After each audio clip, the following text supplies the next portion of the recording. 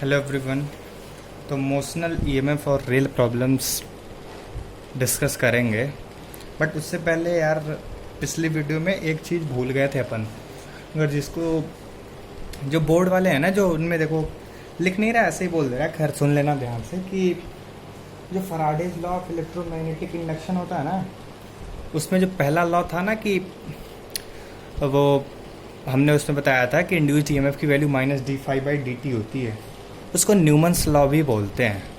ठीक है, तो ये डरे नहीं कभी, अगर न्यूमन्स लॉ दिख जाए आपको न्यूमेरिकल्स में तो उससे डरना नहीं है।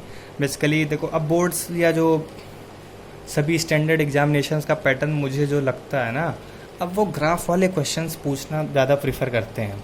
खास करके बोर्ड वगैरह में भी ग्राफ पूछे जाते हैं अच्छे खासे कि ग्राफ बना दो। जैसे कि बहुत सारी चीज़ों का ग्राफ बना लेते हैं कि अगर मोशनल ईएमएफ में देखेंगे वो सारी चीज़ें। और दूसरी चीज़ हमने एक डिस्कस करी थी हमने कि मैग्नेटिक फ्लक्स में जो एक अच्छी चीज़ होती है उसको लिख देता हूँ कि जैसे मान लो कि ये मैग्नेटिक फ्लक्स है, मैग्नेटिक फील्ड अपने पास है। ठीक है, ये मैग्नेटिक फ्लक्स है। ठीक है, ये एक सर्कुलर लूप है क्योंकि आधा फील्ड में आधा बाहर है। ठीक है, तो अगर आप इसकी ये बी मान लो इसकी थी, और ये रेडियस इसका आर मान लो। ठीक है, आर था। तो अब अगर इसकी मैग्नेटिक फ्लक्स लिखोगे ना आप लोग, मैग्नेटिक फ्लक्स लिखोगे तो इसकी मैग्नेटिक फ्लक्स क्या आएगी,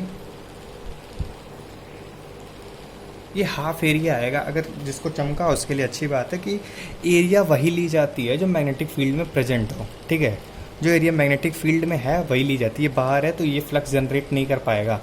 ठीक है, इसमें कोई मैग्नेटिक फील्ड ही नहीं है तो काहे का फ्लक्स जनरेट होगा, इसलिए ये होगी। ठीक है, शुरू करते हैं मोशनल ईएमएफ। मोशनल ईएमएफ देखो, पहले क्वेश्चन के थ्रू समझाता हूँ। ठीक है, देखो ये बोर्ड वाले स्टूडेंट्स जो हैं बेसिकली उनके लिए कि क्वेश्चंस के थ्रू समझो आप। ये अच्छे क्वेश्चन मुझे जो लगता है, इलेक्ट्रोमैग्नेटिक इंडक्शन जो बेसिकली एक अच्छा चैप्टर भी है। ठीक है, एक क्वेश्चन के थ्रू समझते हैं। मान लो ये एक कन्फाइंड रीजन में, कन्फाइंड रीजन समझ लो या कन्फाइंड रीजन ही बोलते हैं। ठीक है,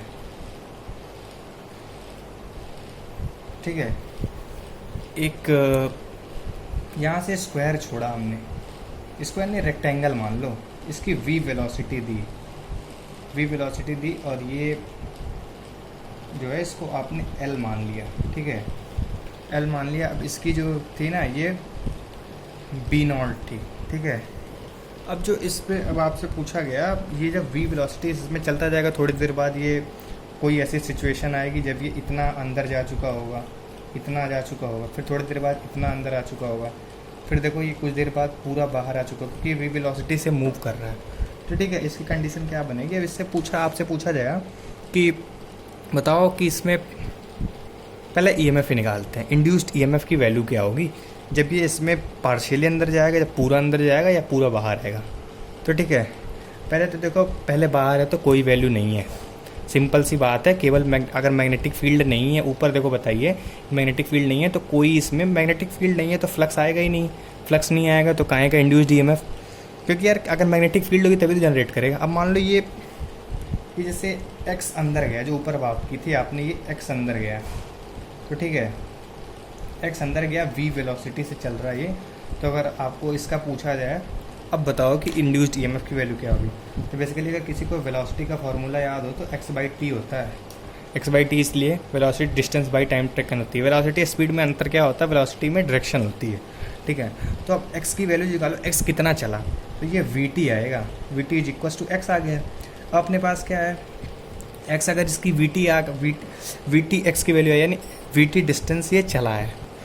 अब देखो इसका मैग्नेटिक फ्लक्स लिख लेते हैं। फ्लक्स इज इक्वल टू क्या होगा, B naught V T L. दिख गया किसी को,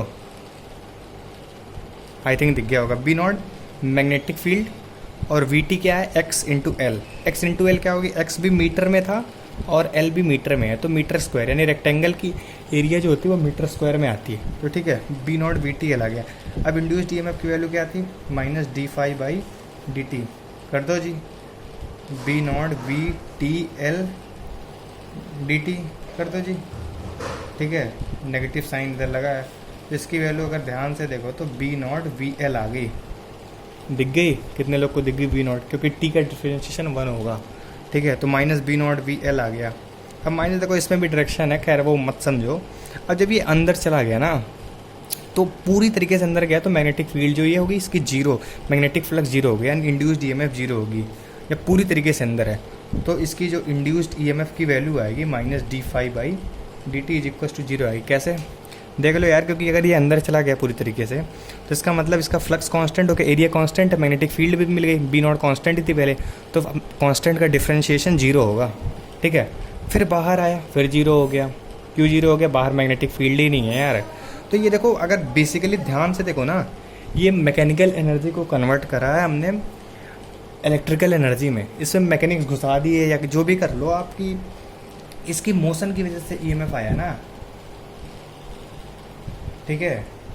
अगर ध्यान से देखो तो ये क्वेश्चन ही मैंने कराया आपको, इंड्यूस्ड ईएमएफ फैराडे लॉ का, बट ये देखो इसकी मोशन, ये पहले कॉइल यहाँ थी, इसने यहाँ मूव करी, यहाँ गया, फिर बाहर निकला, तो इसके मोशन की वजह से जैसे मैग्नेटिक फील्ड में इसने एंटर करा है तो इसके अंदर जो है ये वैल्यू आ गई है इंड्यूस्ड ईएमएफ की, ठीक है। अब देखो इस पर ग्राफ के कैसे क्वेश्चन होते हैं, ठीक है। मान लो कि ये जो दूरी थी अंदर, ये डी थी, ठीक है।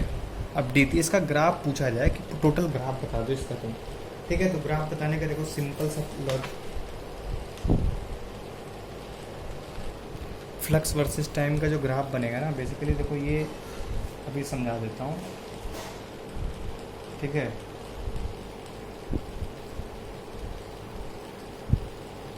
अगर किसी को दिख गया तो भाई बहुत बढ़िया बात है, अगर नहीं दिखा तो भी मान लो बढ़िया ही बात है यार। ये देखो इसको क्या लिखूँ, एल बाई वी, ठीक है। एल बाई वी कहाँ से आया? ये एल बाई वी बेसिकली देखो टाइम है कि जब वो जस्ट एंटर हुआ ना, तो इसकी वैल्यू क्या थी? बी नॉट वी एल थी, यानी स्ट्रेट लाइन थी ना, जस्ट एंटर होने पे उसकी वैल्यू स्ट्रेट लाइन थी, फिर अंदर गया कांस्टेंट हो गई, बाहर निकला फिर स्ट्रेट लाइन हुई, ठीक है। इसको आप लिख दो यार, कुछ भी लिख दो, डी बाई वी लिख दो, D by V, total time हो गया। अब इसकी वैल्यू देखो, बेसिकली इसकी वैल्यू क्या हो गई, अगर ध्यान से देखो तो बी नॉट एल स्क्वायर हुई। क्यों? क्योंकि ये एरिया बता रहा है ना, फ्लक्स बता रहा है, टोटल फ्लक्स है। देखो एल स्क्वायर एरिया हो गई और बी नॉट जो है मैग्नेटिक फील्ड, तो बी डॉट डी ए जो थी मैग्नेटिक फ्लक्स था, ठीक है। ये ग्राफ, अब देखो इसमें ग्राफ में ये चीज़ें लोकेट करवा सकते हैं आपको, ये दिखनी चाहिए कि कैसे हुई हैं चीज़ें। पहले जस्ट इन जाते हुए फ्लक्स जो था ये लिखा हमने, टाइम की वेरी करी उसने, फिर अंदर कांस्टेंट हुआ फ्लक्स। कांस्टेंट क्यों था? क्योंकि मैग्नेटिक फील्ड एरिया कांस्टेंट हो गया था अंदर, फिर बाहर निकलते वक्त एक स्ट्रेट लाइन था, ठीक है। तो ये चीज़ें हैं इसमें।